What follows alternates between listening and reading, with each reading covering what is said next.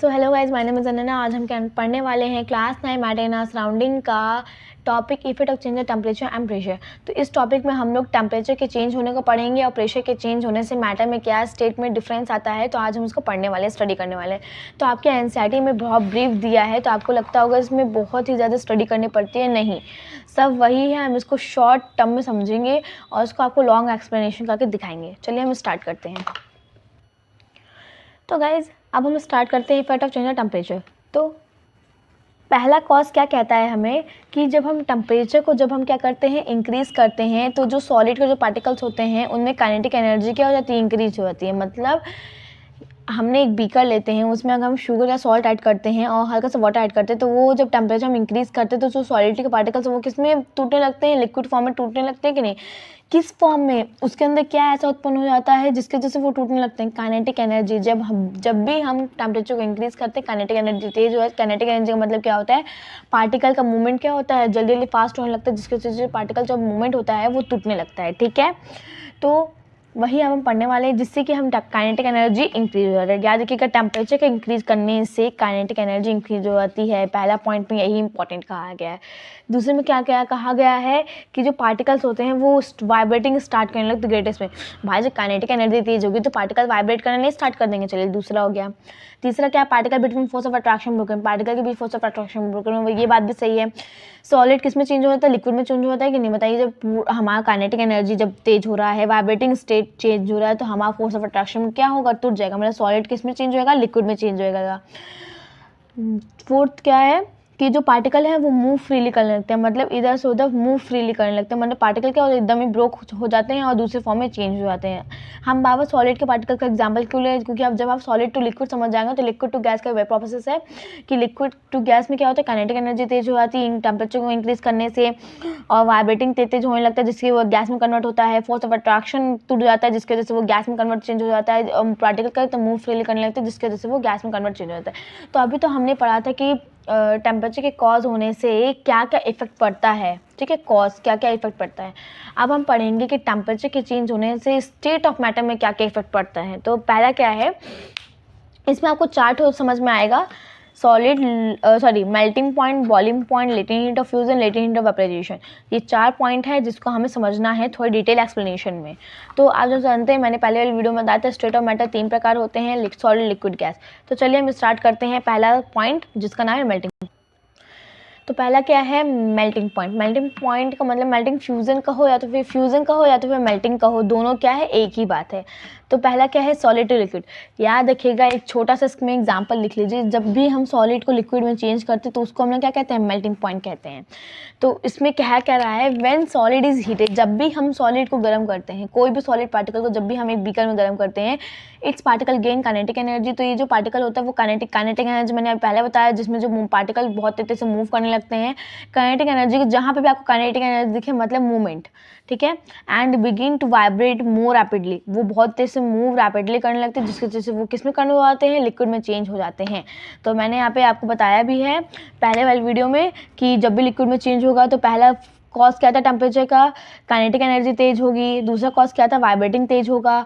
तीसरा कॉज क्या था, बताइए आप लोग, तीसरा कॉज क्या था, फोर्स ऑफ अट्रैक्शन क्या हो जाएगा, टूट जाएगा ना, है ना। तो टूट जाएगा, फोर्स ऑफ अट्रैक्शन तेज हो जाएगा और पार्टिकल क्या हो जाएंगे, मूव करने लगे। तो ये 4 कॉज टेम्परेचर के इंक्रीज होने से होते हैं। तो पहला वाला समझ में आ गया। मेल्टिंग मतलब जब भी सॉलिड किस में चेंज हो, लिक्विड में चेंज हो काइनेटिक एनर्जी से, उसको हम लोग क्या कहेंगे, मेल्टिंग पॉइंट, तो फ्यूजन। नेक्स्ट क्या था हमारा, याद करिए, ये वाला कहाँ गया। नेक्स्ट क्या था हमारा, बॉइलिंग पॉइंट। बॉइलिंग पॉइंट में क्या था, बॉइलिंग पॉइंट में ये रहा, जब भी हमारा पार्टिकल लिक्विड टू गैस में कन्वर्ट होगा तो उसको हम लोग क्या कहेंगे, बॉइलिंग पॉइंट कहेंगे। कैसे, जैसे ये लिक्विड है, मैंने एक बीकर में समझिए लिक्विड चढ़ाया हुआ है, पानी चढ़ाया हुआ है, समझ लीजिए पानी चढ़ाया हुआ है। हम टेम्परेचर को इंक्रीज़ किया तो ये अगर आप इसको ज़्यादा देते तो इंक्रीज़ करते रहेंगे, अगर आप समझिए छोड़ दिए तो आप देखेंगे वो डायरेक्टली किस में चेंज हो जाएगा, वो डायरेक्टली किस में चेंज हो जाएगा, गैस में चेंज हो जाएगा।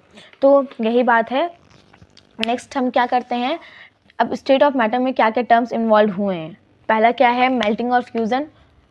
मेल्टिंग और फ्यूज़न। दूसरा क्या है, बॉइलिंग। तीसरा क्या है, सब्लिमेशन। चौथा क्या है, वेपराइजेशन। पांचवा क्या है, फ्रीजिंग। छठवा क्या है, कंडेंसेशन। तो ये टर्म्स इन्वॉल्व होते हैं स्टेट ऑफ मैटर को चेंज करने के लिए, ठीक है। ये एग्जाम में क्वेश्चन पूछा जाता है, इसलिए क्या है, बहुत ज़्यादा इंपॉर्टेंट है। हमने आपको समझा दिया है, ठीक है। हमने अभी तक कौन से 2 हेडिंग पढ़ ली है, मेल्टिंग पॉइंट, बॉइलिंग पॉइंट। तो अरे हमारा तो ये 2 हेडिंग रह ही गया। चलिए हम पहले 2 हेडिंग को समझ लेते, उसके बाद ही इस पे जाते हैं।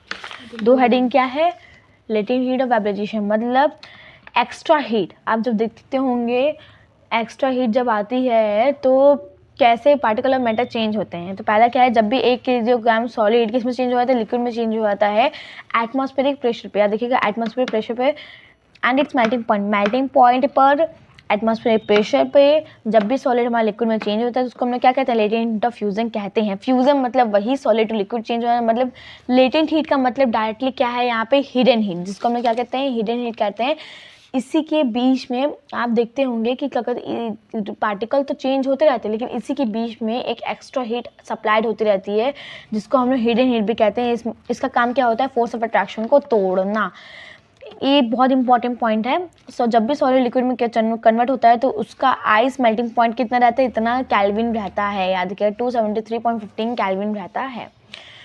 फ्यूजन समझ में आ गया। जब भी 1 किलोग्राम सॉलिड किसमें कन्वर्ट चेंज होता है, लिक्विड में चेंज होता है, उसको हम लोग क्या एटमॉस्फेरिक प्रेशर पे उसको हम लोग क्या कहते हैं, लेटेंट हीट ऑफ फ्यूजन कहते हैं। नेक्स्ट क्या है आपका, latent heat of vaporization. Latent heat of vaporization में क्या होता है, जब भी 1 किलो लिक्विड किस में चेंज होता है, गैस में चेंज होता है टेम्परेचर और एटमॉस्फेरिक प्रेशर पे, उसको हम लोग क्या कहते हैं, लेटेंट हीट ऑफ वेपराइजेशन कहते हैं।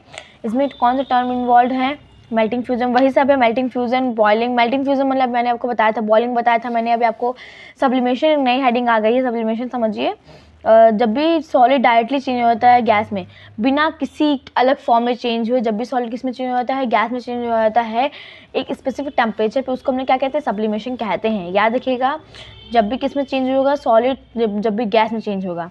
नेक्स्ट क्या है, वेपराइजेशन। वेपराइजेशन क्या होता है, जब भी लिक्विड किस में चेंज होगा, गैस में चेंज होगा और एट स्पेसिफिक टेम्परेचर पे, उसको हमने क्या कहेंगे, वेपराइजेशन कहेंगे। वही सब है, जब भी लिक्विड किस में चेंज होगा, गैस में कन्वर्ट चेंज होगा।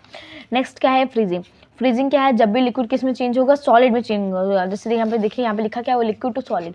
जब भी हमारा पानी किस में चेंज होगा, आइस में चेंज होगा, उसको हमने क्या कहेंगे, फ्रीजिंग कहेंगे। ये भी हो गया। कंडेंसेशन क्या होता है, जब भी हमारा जो गैस होगा वो किस में चेंज होगा, लिक्विड। अभी आप लोग देखेंगे जब रेनफॉल होती है तो गैस, बादल किससे मिलकर बने होते हैं, गैसेस से मिलकर बने होते हैं कि नहीं। तो जो गैसेस होते हैं वो रेनफॉल करते हैं कि नहीं, तो वो प्रोसेस क्या कहलाती है, कंडेंसेशन। वाटर साइकिल में ये प्रोसेस कहलाई गई है। इसका देखिए मैंने एग्जाम्पल भी लिखवाया है, रेनफॉल। और सब्लिमेशन का एग्जाम्पल लिख लीजिए, नैपथलीन बॉल्स, कैम्फर। फ्रीजिंग में तो आप आइस भी लिख सकते हो, कंडेंसेशन में तो आप रेनफॉल भी लिख सकते हो, ठीक है। ये दोनों हो गया आपका। नेक्स्ट क्या है, बस यही है आपका। इसमें क्या होता है, effect of change of temperature खत्म होता है। एक इंपॉर्टेंट टर्म्स देख लीजिए, यहाँ पे बहुत इंपॉर्टेंट टर्म्स है। जब भी सॉलिड स्टेट किसमें, जब भी सॉलिड स्टेट जब इधर उधर जाएगा, मतलब जब टेम्परेचर को इंक्रीज करेंगे तो क्या होगा, बताइए क्या होगा, हीट प्रोड्यूस होगी। लेकिन जब भी हम पीछे प्रेशर को अप्लाई करेंगे तो इसमें क्या होगा, कूलिंग होगा। प्रेशर तो हम समझना भूल ही गए। तो प्रेशर में आपको कुछ भी नहीं बताया गया है। ये देखिए, प्रेशर का आपको सिर्फ इतनी छोटी सी हेडिंग देगा। ये तो लिक्विड, ये तो आपका मेल्टिंग का हो गया, टेम्परेचर का ये रहा प्रेशर। प्रेशर में आपको सिर्फ इतनी सी चीज़ बताई गई, तो हम डायरेक्ट बता देते हैं। जब भी हम प्रेशर को अप्लाइज करते हैं, इसका एग्जाम्पल डायरेक्टली CO2, इसमें डायरेक्टली सब्लिमेशन की प्रोसेस होती है। जैसे एटमॉस्फेयर, जैसे देखिए हमें यहाँ पे क्या कह रहा है, this is the reason that solid carbon dioxide is known as a dry ice. जैसे ड्राई आइस देखते नहीं है, जैसे जब दुल्हन के ब्राइड की जब एंट्री होती है तो आप देखते हैं नीचे क्लाउड्स फैल जाते हैं, कुछ जैसे धुआं ऐसे फैलाते हैं कि नहीं, तो वही कह रहा है। तो उसमें कौन सी इस्तेमाल होती है, ड्राई आइस। देखते नहीं आप लोग, जो मटके में डाली जाती है ड्राई आइस ऐसे करके, तभी तो जब दुल्हन की एंट्री होती है तो आप देखते हैं नीचे नीचे क्या हो जाता है, क्लाउड्स जैसा बन जाता है। तो वो क्या है, सब्लिमेशन का प्रोसेस है। बस इसमें यही बताया गया प्रेशर के अप्लाई वीडियो में। और नेक्स्ट हम क्या पढ़ेंगे, इवेपोरेशन की हेडिंग पढ़ेंगे। उससे पहले मैं आपको एक होमवर्क दे देती हूँ कि आप लोग बेसिक केमिकल फार्मूला वाली जो मैंने हेडिंग बनाई हुई है, प्लीज़ आप उसको अच्छे से याद कर लीजिएगा, क्योंकि हम एटम और मॉलिक्यूल चैप्टर तभी पढ़ पाएंगे जब हमें ये केमिकल फार्मूला याद रहेगा, ठीक है। तो ये टर्म्स थे, आप इसको चाहे तो स्क्रीनशॉट ले लीजिएगा। पहला टर्म हमारा ये था जिसमें हमने टेम्परेचर के कॉज को पढ़ा। सेकेंड ये था जिसमें हमने स्टेट ऑफ मैटर के कॉज को पढ़ा। लेटेंट हीट ऑफ फ्यूजन हमने पढ़ा। और इसमें क्या पढ़ा हमने, लेटेंट हीट ऑफ वेपराइजेशन हमने पढ़ा। नेक्स्ट क्या हमने पढ़ा, terms involve changing of state. जब स्टेट ऑफ चेंज में जब भी कोई चेंज आता है तो ये सारे टर्म्स हैं, इसको भी हमने अभी समझा। नेक्स्ट क्या था हमारा, effect of change of pressure. Pressure के अप्लाई होने पर वही हमने पढ़ा कि अगर टेम्परेचर एंड प्रेशर दोनों इसमें है, सॉलिड टू लिक्विड में कन्वर्ट होना, लिक्विड टू गैस में कन्वर्ट होगा, तो वही सब है। देखिए टर्म्स इन्वॉल्व इन 6 होते हैं टर्म्स, ठीक है। तो इसी वजह से हमारा चैप्टर क्या हुआ, कंप्लीट हुआ। और नेक्स्ट हमारी हेडिंग क्या होगी, इवेपोरेशन। नेक्स्ट हमारी हेडिंग क्या है गाइज, हमारी नेक्स्ट हेडिंग हम पढ़ेंगे अगली वीडियो में, इवेपोरेशन। अगर आपको हमारी वीडियो अच्छी लगती हो तो प्लीज़ इसको लाइक शेयर सब्सक्राइब करिएगा, जिससे हमें कोई भी गलती हो तो आप हमें कमेंट सेक्शन में लिख दीजिए, ठीक है। Thank you, bye bye.